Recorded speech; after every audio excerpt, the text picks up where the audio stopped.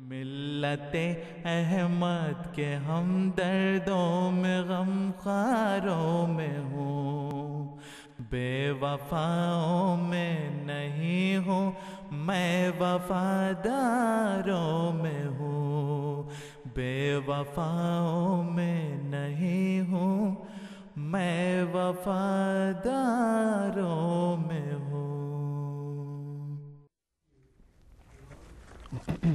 بسم اللہ الرحمن الرحیم۔ السلام علیکم ورحمۃ اللہ وبرکاتہ۔ ناظرین کرام، پروگرام تاریخی حقائق کے ساتھ آپ کی خدمت میں حاضر ہیں۔ اس پروگرام میں ہم جماعت احمدیہ مسلمہ کی ملی خدمات کا جائزہ لیتے ہیں جو خصوصاً برصغیر پاک و ہند میں امت مسلمہ کی لیکن یہاں پر اولاً اس بات کا ذکر کرنا ضروری سمجھتا ہوں اور اس کی وضاحت کرنا کہ اس کا اصل مقصد تحدیث نعمت کے طور پر بیان کرنا ہے، جس کی توفیق کسی کسی کو ملا کرتی ہے۔ ایک اور مقصد یہ کہ پاکستان میں جہاں پر تاریخ کو ریکارڈ کیا جاتا ہے وہاں پر اس تاریخ کو، اس ریکارڈ کی درستگی بھی ہمارا ایک مقصد ہے، اور یہ کہ جو ہماری نوجوان نسل ہے اس کو بھی علم ہو کہ جماعت احمدیہ نے امت مسلمہ کی کیا خدمات کی اور اس پر وہ فخر محسوس کرے۔ ہمارے پینل میں آج مولانا منور احمد خورشید صاحب اور مکرم نصیر احمد حبیب صاحب ہمارے ساتھ شریک ہیں۔ پروگرام کا آغاز ہم نصیر احمد حبیب صاحب سے کرتے ہیں۔ میں حبیب صاحب، جب انگریز حکومت کا ذکر آتا ہے تو انگریز حکومت کے لفظ کے ساتھ عیسائیت کو مترادف ٹھہرایا جاتا ہے کہ انگریز حکومت عیسائیت کے مترادف ہے۔ تو میں یہاں یہ پوچھنا چاہتا ہوں کہ عیسائیت کا کس حد تک انگریز حکومت میں عمل دخل تھا؟ بسم اللہ الرحمن الرحیم۔ پہلے تو یہ بات ذہن میں رکھنی چاہیے کہ انگریز حکومت کا جو بنیادی مقصد تھا، کمپنی کی حکومت تھی، بعد میں وہ پہلے وہ انڈائریکٹ پارلیمنٹ کے انڈر تھی، بعد میں تو وہ آگئی ڈائریکٹ 1857 سے پہلے وہ کمپنی کی حکومت تھی۔ کمپنی کا بنیادی مقصد تجارت تھا،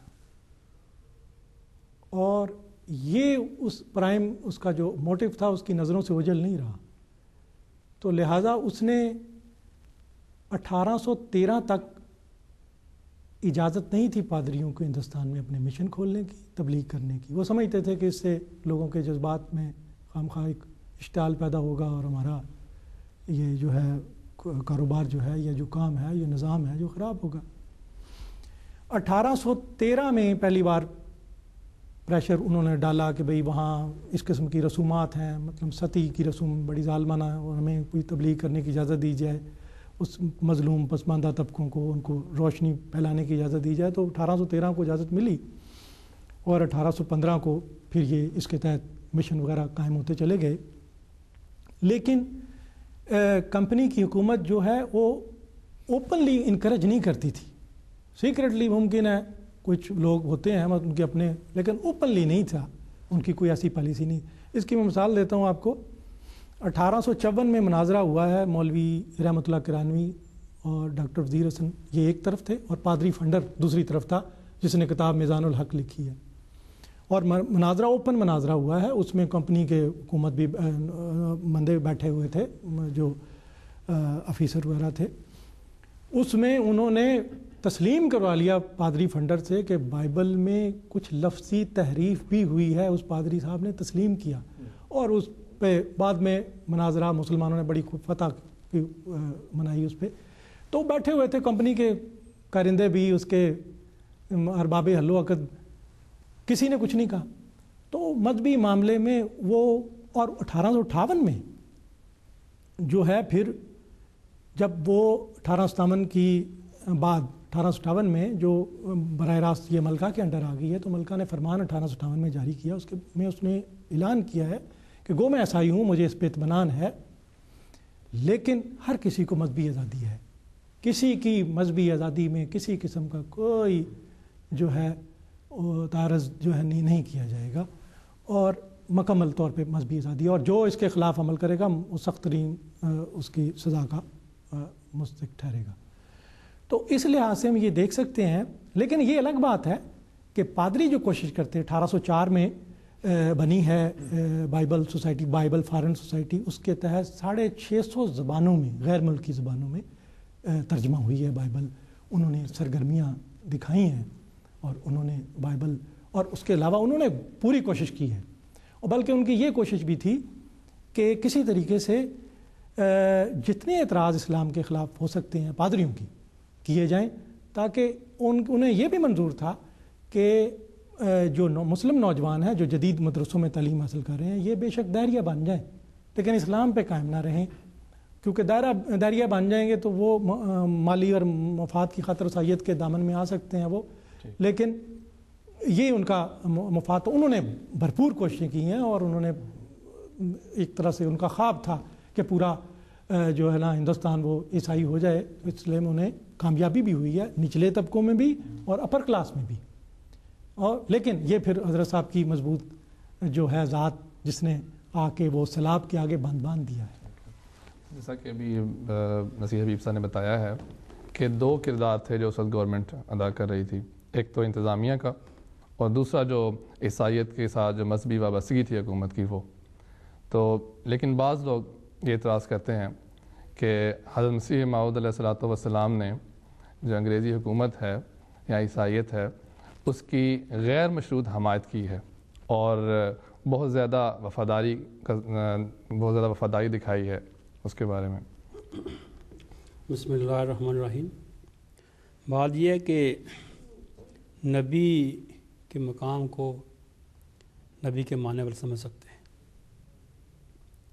نبی کی شان یہ ہے کہ ایسا فرمایا کہ کل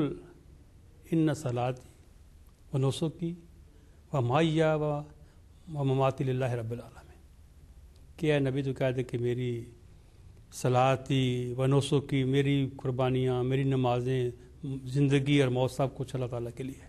تو نبی کی زندگی یہ مقصد ہوتا ہے۔ آپ نے اپنی زندگی میں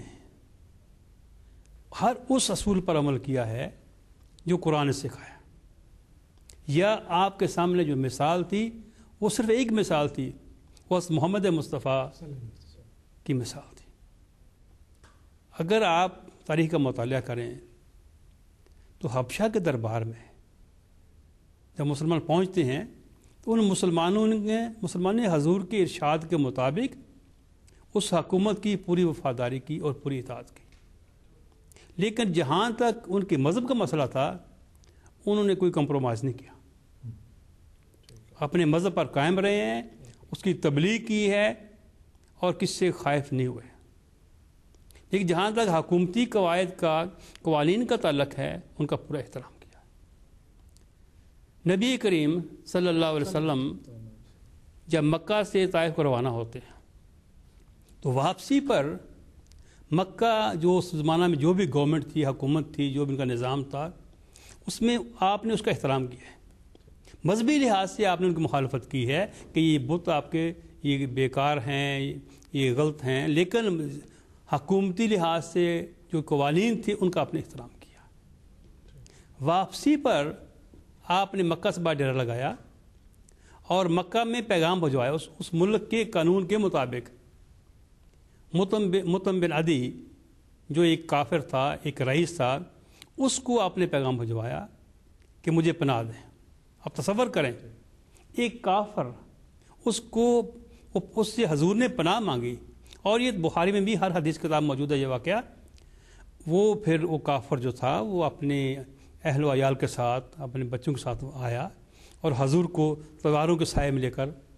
مکہ میں گیا۔